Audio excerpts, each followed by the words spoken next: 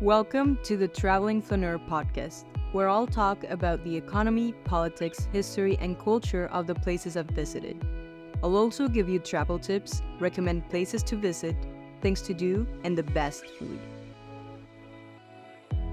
The life of a flaneur is that of an observer, a person who wanders aimlessly with eyes always open to any opportunity. It is a person who is in no hurry and prefers the journey over the destination. I believe that in this hurried world we live in, we need more flaneurs, and I hope you enjoy the perspective from a traveling flaneur and maybe become one in your next trip. Hi, and welcome to Montreal. Montreal is the second largest city in Canada, and as a fun fact, it's also the second largest French-speaking city in the world, just after Paris. Montreal is going to be located on an island in the St. Lawrence River, which makes it one of the largest island cities in the world, and it is also known for its incredible food and its incredible culture. This city was founded in 1642 as a French settlement called Ville-Marie, and it has a unique blend of the old and the modern, which is why it's one of the most important tourist destinations in Canada. I'll start this episode with all of the travel tips for visiting this city, and the first one is going to be about how many days you should visit. When I went to Montreal, I went for 4 days, and I thought this was enough time to explore all of the important parts of the city. But if you don't have as much time, I think you should stay at least 2 or 3 days. Because it's a big city, it has lots of things to do, and even in the itinerary that I'm going to recommend today, you're going to see that you'll need more than 2 days to explore everything. So I would say between 2 and 4 days is the ideal time. 4 days will allow you to not be rushed when you're exploring it, but at least 3 days I would suggest for being able to absorb everything from the city. The second travel tip that I can give you is how to get to Montreal. And this part is very easy because you can get there by bus, train, plane, car, everything. But when I went, I arrived by train from Ottawa. If you want, you could arrive either from Ottawa or from Toronto. The trip by train, bus, or car from Ottawa is going to take around 2 hours. Or if you go directly from Toronto, it would be like 5 hours and a half or 6 hours. So it's not going to be very, very long. The third tip that I can give you is how do you get around? The most convenient way is going to be the metro, which will connect you throughout the city. Although, if you stay in a relatively central area, I think you could walk to most places, and that's going to lead me to my fourth travel advice. Where should you stay when you're visiting Montreal? I think the best area, or the one that I stayed in when I went, was near McGill, which is going to be one of the biggest universities in Montreal. And I think this area is going to be quite central because from here you can go walking distance to the historic center, or you can also go to Montreal. And I'm going to be talking about this neighborhoods later, but what you need to know is that this is very centric and mostly walking distance from all of the other places. Finally, the fifth advice that I want to give to you is what is the best time to visit Montreal? When I went during the fall, which was in mid-October, and this was an incredible time to go. And I think it's definitely the best time to travel because first, it's not going to be high season, so you'll find very good prices and fewer people. But second, and most importantly this one, you'll have all of the fall colors. And I think this city has a special magic in all of this autumn and fall colors because it's one of the most beautiful places that I've seen with this autumnal tones. So I believe that October is definitely going to be the best month to visit Montreal. Having said all of this, let's move on to a tour around the 20 most important places in Montreal. And at the end of the episode, I'll also be giving you a list of all the restaurants that you should visit in Montreal. So be sure to check that one out.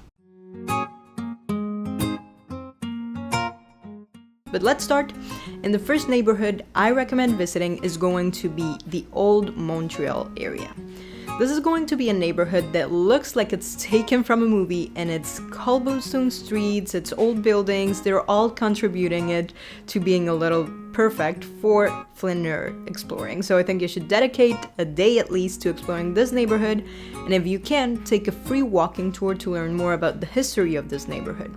In the description of this episode, I'm going to drop the link for the walking tour that I took, and I really liked it, but I'll also make a list of all of the places that you should visit in this area. And the first one is Notre Dame of Montreal, which is one of the city's main symbols. It's a cathedral that has a neo-Gothic style, and it was built in 1829. It is famous for its exterior, but also for its majestic interior that's going to be decorated with carved wood, stained glass, and a huge organ. You can also, if you want, attend to the Aura show, which is going to be a show that involves lights and sound, and it will tell the story of this cathedral. The bad thing is that first you must pay to enter the church, and then you also have to pay a little bit more if you want to see the light show. And although I heard that it was very beautiful and that it's worth it, I didn't do it because I thought it was a little bit expensive. It costs $45 to enter and watch the show, so you can decide if you want to do it or not. However, if you do it or not, still, it's worth seeing this building from the outside, so it should definitely be included in your travel list. This cathedral is also going to be located in Place d'Armes, which is going to be my second recommendation to visit. This square was an important meeting point because during the colonial period of the New France, this square was a very important meeting point during the colonial period of New France, and in the center you're going to find the statue of Paul de Chomedy, which is the founder of Montreal, and around it you also find historical buildings as well as souvenir shops. And this is probably the most beautiful square in Montreal, so take advantage of it and take lots and lots of photos. My third recommendation is going to be visiting Rue St. Paul, which is a cobblestone street that is the oldest street in Montreal. Currently, it's full of restaurants, boutiques, and art galleries, so definitely it's worth a visit and just walking around like a flaneur, getting a little bit lost on the streets.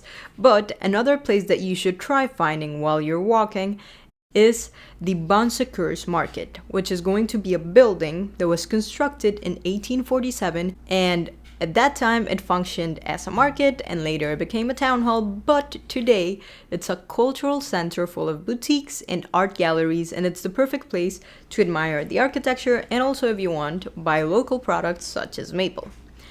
Near, it's going to be my fifth recommendation, which is going to be Notre Dame de Bonsur Chapelle, and this is locally known as the Sailor's Chapel.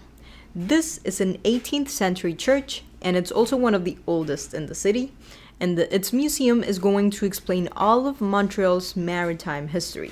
And if you want to know more about this ancient history of Montreal, you should also be visiting the Vieux Port, or the Old Port, which was one of the most important commercial hearts of all of Quebec, but today is a lively place that has activities for the entire family, such as bike riding, cruises around the St. Lawrence River, and of course the famous Ferris wheel called La Grande Roue, which is going to offer panoramic views of the city. And when I went, I rode this wheel at the sunset and I had some beautiful views of the city. The ride is going to give you 3 complete turns, and the entrance costs $27.50 for adults or $23.50 for students and seniors. And although it might be a little bit expensive, I think it's worth it, especially if you like the views and if you like the Ferris wheel. Near the port, you'll also find the Montreal Clock Tower, which is on the coast, and it allows you to enjoy a very nice and relaxing walk. It's also free to visit, so in case you didn't do the ferry, you could be walking around the street and getting towards the clock. Now, after dedicating an entire day to exploring Old Montreal, I would recommend then dedicating your second day to exploring all of the modern things or cultural things where you can discover the city. For example, many people recommend visiting the Montreal Museum of Fine Arts, which is abbreviated as the MBAM. This is one of the most important museums in Canada, and it was founded in 1860, and it's said to have the largest art collection in Canada, including pieces by artists like Rembrandt, Picasso, and also Canadian Indigenous artists. If I'm honest here though, I didn't like the museum as much, but I think because I had been reading all of these things and I was a bit hyped and excited about seeing the most important art museum in Canada, and although it does have a lot of pieces, I didn't like the pieces of art that were there, and maybe I'm not the best connoisseur, but I like European art a bit more. So that's my opinion, but still, if you like art, I think you should visit it and tell me in the comments what do you think, if you agree with me or if you did like it. The museum is going to be open from 10 in the morning to 5 p.m. every day, except on Mondays, and the tickets to enter are going to be a little bit expensive. They'll cost $30, but they have a discount on Wednesday afternoons where it's going to cost $15, and it's also going to be free for everyone that's under 25-year-old. Near is going to be my next recommendation, which is the entertainment district, or as they call it, Quartier des Spectacles. In this area, events, shows, artistic installations, and other activities are going to be taking place, and there is a small square called La Place de Festival, which is the public square of the district, and it will host all of the major festivals. Also, in this area, you will find Canada's largest interactive fountain that has 235 water jets.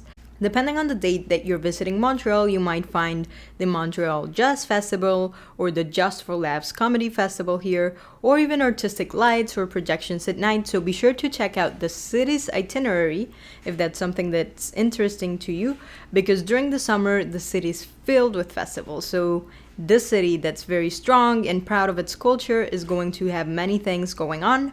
You should be checking it out, and maybe when you're visiting, there will be something going out in this entertainment district. Then, my next group of recommendations, if you have another day or if you still have some time to fit on your second day, is going to be enjoying nature or the different types of neighborhoods that you find in Montreal. And of course, I would start with the most important thing in the city, which is Montreal. And this is the city's landmark. It's a big mountain, which is technically a park, and it was designed by the same landscape architect who created the Central Park in New York.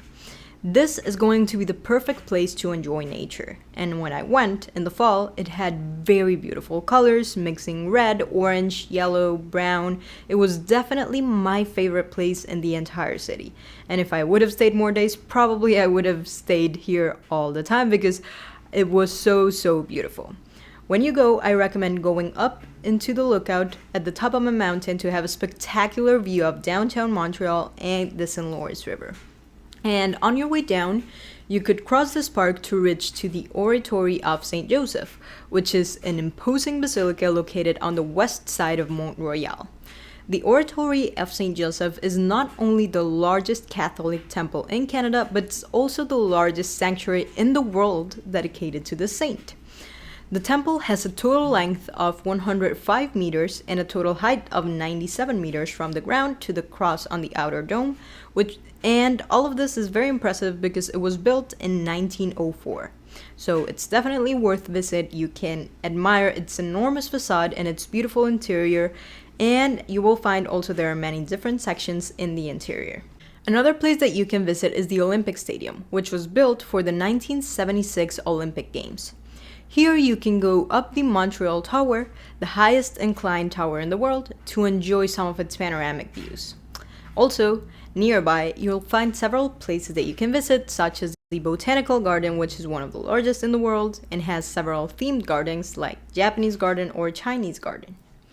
And well, my last recommendation for visiting Montreal and enjoying its culture is going to be trying its delicious food, because this is something that's very distinctive of the city. And they have some very distinctive plates that you should try, and the first thing that you can't miss are going to be its bagels. There are two stores that have historic rivalry. It's Saint Viateur and Fairmont. Both bakeries are going to be located in the Mile End neighborhood, and they're both very close to each other. They're both known also for their traditional approach to preparing Montreal-style bagels. Saint Viateur was founded in 1957 by Meyer Leukowitz, which was a Polish immigrant, while Fairmont Bagel was founded in 1919 by Isidor Schalfman, another immigrant who brought with him the traditions of the European bagel.